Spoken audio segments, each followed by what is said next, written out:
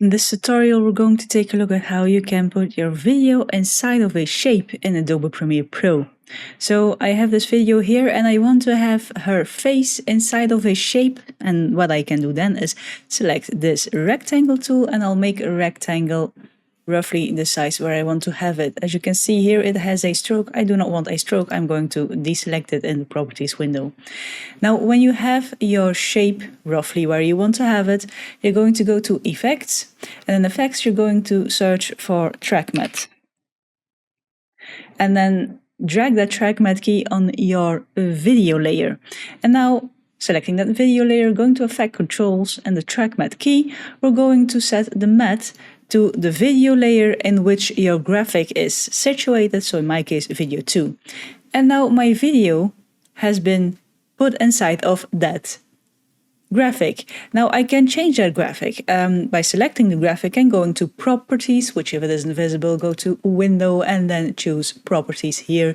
And then here I can select my shape, and when I select it, I can round my corners if I want to. So let's just make it a bit more round.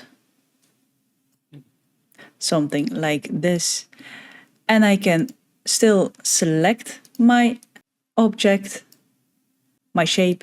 I can adjust it using these handles. I can move it. And now my video is inside of my shape. Now, if I move the shape, I will simply be moving the focus of that shape on my video. So what I can do is drag it the entire length if I want to have it the entire length, and then select both of them and create a nested sequence. And when I now have a nested sequence, I won't be able to move that shape here. As you can see, it stays in place. If I want to adjust it, I just have to double click this nested sequence and open it up, and now I can adjust it again.